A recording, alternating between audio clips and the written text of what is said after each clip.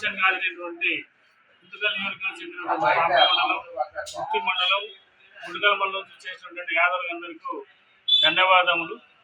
గత 2 రోజుల నుంచి నిన్న రోజు ఈ రోజు గుత్తులో జరిగిన సమావేశంలో కొంతమంది యాదవులు ఒక వ్యక్తి కోసం భజన చేయడం జరుగుతుంది. ఆ భజన వ్యక్తి భజన కాదు, కుల భజన చేయండి. కుల భజన చేస్తే ఇప్పుడు రాయలసీమలో దాదాపు 10 లక్షల ఓటర్లు ఉన్నా కూడా కేవలం ఒక పార్టీలో ఒక సీట్ ఇవ్వడం జరుగుతుంది, ఇంకో పార్టీలో పరిగణలో తీసుకోవడం జరుగుతుంది. ఇప్పటికీ అన్యాయం అయిపోతున్నామని సమస్యలు మనం ఉంటే ఏదో 10 మంది మీటింగ్ పెట్టుకొని ఒక కులం అంతా ఒక వ్యక్తి కోసం అమ్ముడు పోయినామని చెప్పేసి అట్లా మాకు వాళ్ళ వ్యక్తికి మీ యాద సంఘం తరఫున మేము మద్దతు ఇస్తున్నామని చెప్పడం ఇది బాధాకరము. కాబట్టి రాబోయే రోజుల్లో ఇప్పటికే మించిపోయింది లేదు. అనంతపురం జిల్లాలో కాన్స్టిట్యూషన్ డిక్లేర్ చేయలేదు, ఎంపీ స్థానం డిక్లేర్ చేయలేదు. గతంలో 2019 ఎలక్షన్ ప్రచారంలో చంద్రబాబు నాయుడు గారు గుర్తికి వచ్చినప్పుడు ఇది యాదవ్కి న్యాయం చేస్తామని చెప్పడం జరిగింది.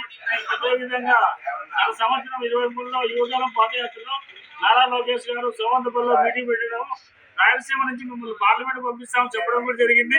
కాకపోతే ఇప్పుడు టికెట్ అయిపోయినా కూడా యాదవ్కి ఎక్కడ సముచిత న్యాయం జరగలేదని బాధపడుతుంటే మీరు ఒక వ్యక్తికి భయం చేయకూడదని రాబోయే రోజుల్లో కూడా యాదవులందరూ ఇప్పటికే సమాలోచన చేస్తున్నారు. ఏం మన పరిస్థితి ఏమి, మన భవిష్యత్తు ఏమని మేము బాధపడుతుంటే మీరేదో 10 మంది సమావేశం వేసి ఒక వ్యక్తిని భజన చేయడం ఇది రాబోయే రోజులు మంచి పద్ధతి కాదు.